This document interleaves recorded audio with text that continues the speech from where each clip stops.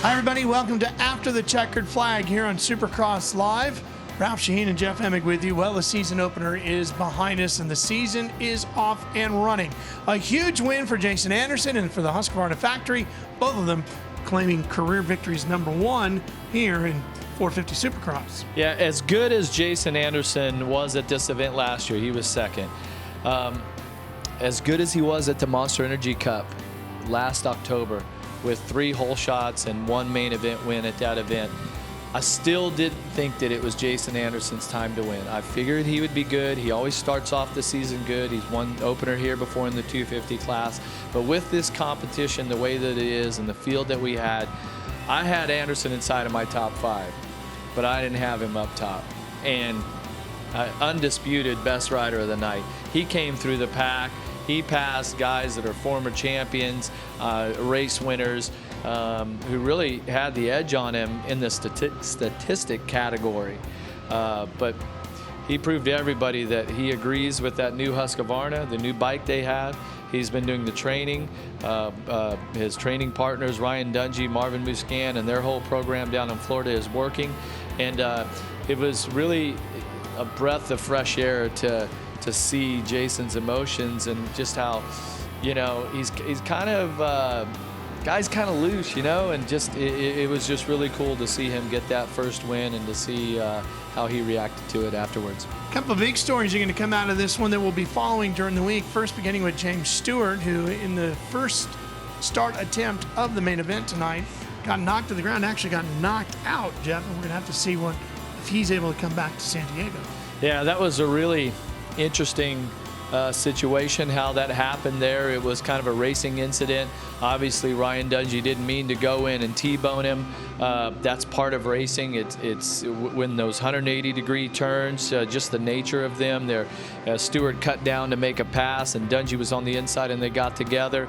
But it's unfortunate because James Stewart, I believe, was setting in second at the time, maybe third, and you know, it really wasn't anyone's fault. It was just a racing incident. And for him to go down, Yoshimura Suzuki's got to be really devastated because their other rider, Blake Baggett, who finished out the season last year so strong, broke his collarbone less than a month ago, so he's out. And just not a good way to start the season for the 30-year-old veteran, James Stewart, that has 2 championships to his credit, 50 all-time main event wins, or 50 wins. Second all-time. I'm sure that he feels after that, year and a half off from racing in Supercross, that he was really refreshed and rejuvenated and ready to make a run at it and add some more wins to that list. But this could be a really, really big setback for him this year. The other big story is going to be Vince Frizzy and Weston Pike. They got together in the heat race and they came back together in the semi. And when they were done, Pike was on top of Frizzy, just pummeling him. Well, Pike is out for the night, disqualified after that, and a lot of people think some things should happen to Vince Frizzy too. What are your thoughts? My thoughts are that both riders should be penalized heavily. Frizzy's riding, even though he was battling for position, and I always argue for that. It's not his job to let guys by. The pass in the heat race that kind of initiated this, or at least today, yeah, he was trying to hold his line. Pike goes off the track and goes down. So he's ticked off after that. So now in the semi-qualifier, he makes a pass on Frizzy, and Frizzy comes right back and just slams him. I mean, absolutely slams him, takes them both down. I have no problem with rough riding. We talk about this over and over. If you're the guy that slams the other guy, and you both go down, then that, to me, you're in the wrong. If you take another guy out and you keep yourself on 2 wheels, I'm fine with that, okay? It's part of Supercross. Some people aren't, I am.